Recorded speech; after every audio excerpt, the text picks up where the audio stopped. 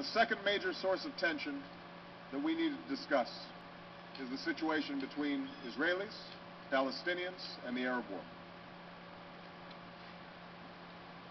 America's strong bonds with Israel are well known. This bond is unbreakable.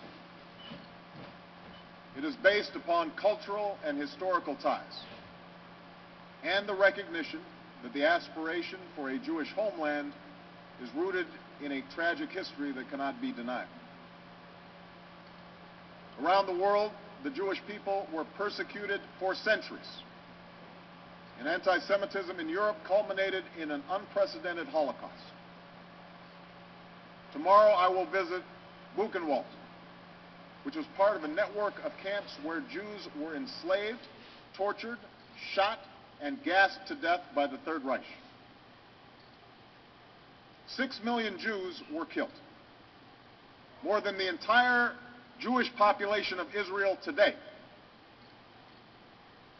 Denying that fact is baseless, it is ignorant, and it is hateful. Threatening Israel with destruction or repeating vile stereotypes about Jews is deeply wrong and only serves to evoke in the minds of Israelis this most painful of memories while preventing the peace that the people of this region deserve. On the other hand, it is also undeniable that the Palestinian people, Muslims and Christians, has suffered in pursuit of a homeland. For more than 60 years, they've endured the pain of dislocation. Many wait in refugee camps in the West Bank, Gaza, and neighboring lands for a life of peace and security that they have never been able to lead. They endure the daily humiliations, large and small, that come with occupation.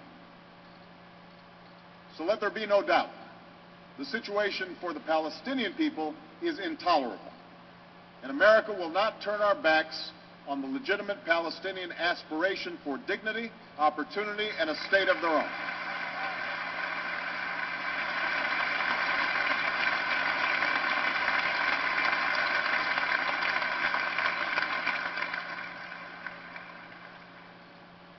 For decades, then, there has been a stalemate. Two peoples with legitimate aspirations, each with a painful history that makes compromise elusive. It's easy to point fingers.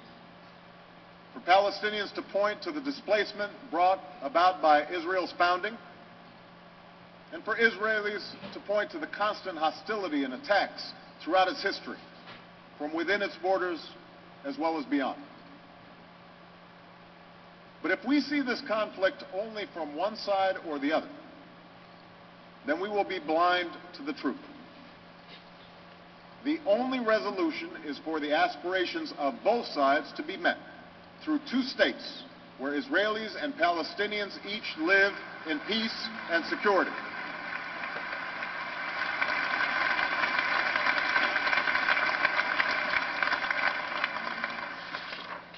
That is in Israel's interest, Palestine's interest, America's interest, and the world's interest. And that is why I intend to personally pursue this outcome with all the patience and dedication that the task requires. The obligations that the parties have agreed to under the roadmap are clear. For peace to come, it is time for them and all of us to live up to our responsibilities. Palestinians must abandon violence.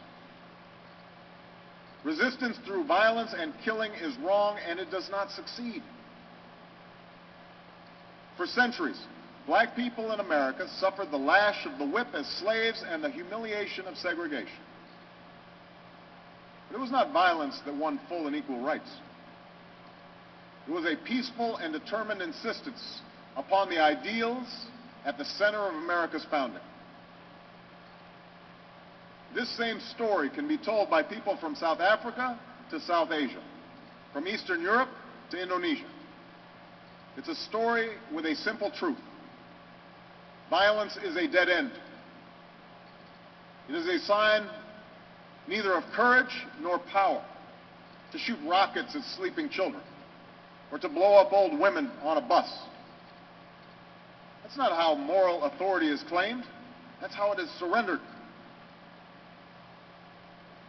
Now is the time for Palestinians to focus on what they can build. The Palestinian Authority must develop its capacity to govern with institutions that serve the needs of its people. Hamas does have support among some Palestinians, but they also have to recognize they have responsibilities to play a role in fulfilling Palestinian aspirations, to unify the Palestinian people. Hamas must put an end to violence, recognize past agreements, recognize Israel's right to exist. At the same time, Israelis must acknowledge that just as Israel's right to exist cannot be denied, neither can Palestine's. The United States does not accept the legitimacy of continued Israeli settlements. That is an enormous point for an American president to make, and only one that Jimmy Carter has made in the past. This construction violates previous agreements and undermines efforts to achieve peace. It is time for these settlements to stop. But he did not say it's time for the settlements to go. And Israel must also live up to its obligation to ensure that Palestinians can live and work and develop their society. Just as it devastates Palestinian families, the continuing humanitarian crisis in Gaza does not serve Israel's security. Neither does the continuing lack of opportunity in the West Bank. Progress in the daily lives of the Palestinian people must be a critical part of a road to peace. And Israel must take concrete steps to enable such progress. And finally, the Arab states must recognize that the Arab Peace Initiative was an important beginning, but not the end of their responsibilities. The Arab-Israeli conflict should no longer be used to distract the people of Arab nations from other problems.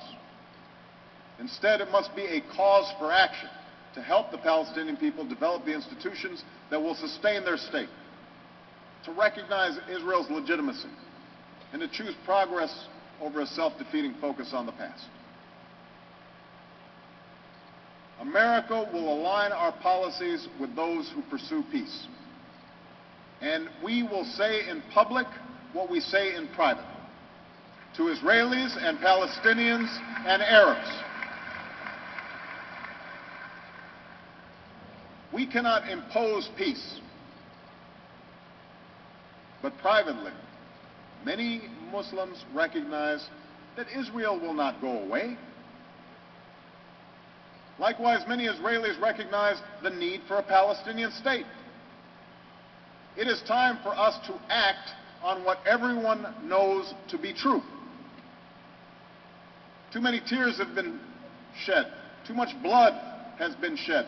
All of us have a responsibility to work for the day when the mothers of Israelis and Palestinians can see their children grow up without fear.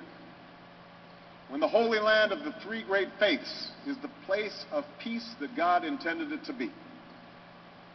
When Jerusalem is a secure and lasting home for Jews and Christians and Muslims, and a place for all of the children of Abraham to mingle peacefully together, as in the story of Isra.